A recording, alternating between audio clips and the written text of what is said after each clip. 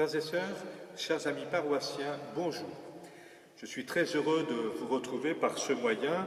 Je ne sais pas si cette vidéo deviendra virale, mais c'est l'occasion de donner des nouvelles, de garder le contact. En EAP, nous avons pensé qu'il était souhaitable ce dimanche de relayer la messe présidée par notre évêque, Monseigneur Laurent Perceroux.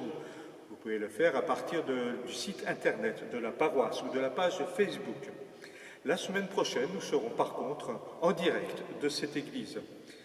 En EAP, donc, nous avons pensé aussi qu'il était important de vous donner quelques pistes pour mieux vivre ce confinement.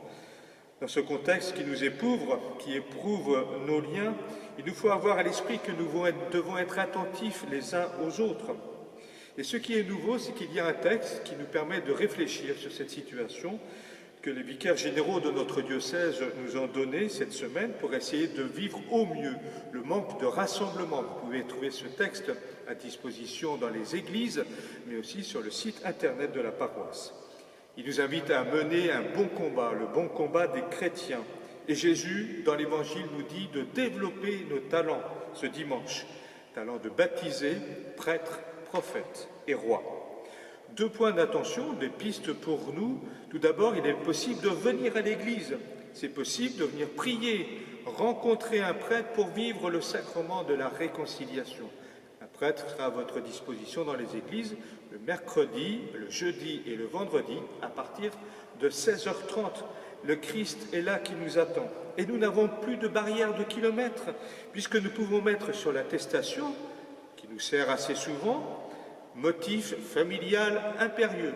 C'est vrai, nous venons rencontrer Dieu notre Père, nous venons avec le Seigneur, Jésus, son Fils, retrouver les liens de famille par l'Esprit. Même si nous ne pouvons pas être tous ensemble, le Christ nous attend. Deuxième piste, nous pouvons aussi garder des liens les uns avec les autres.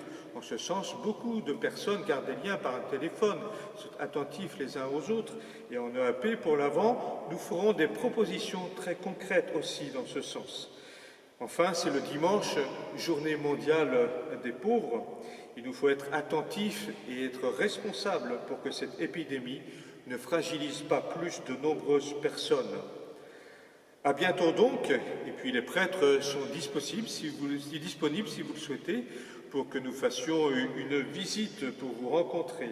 À bientôt donc pour d'autres nouvelles. Menons le bon combat de la foi, de l'espérance et de la charité en union de prière. Bon dimanche.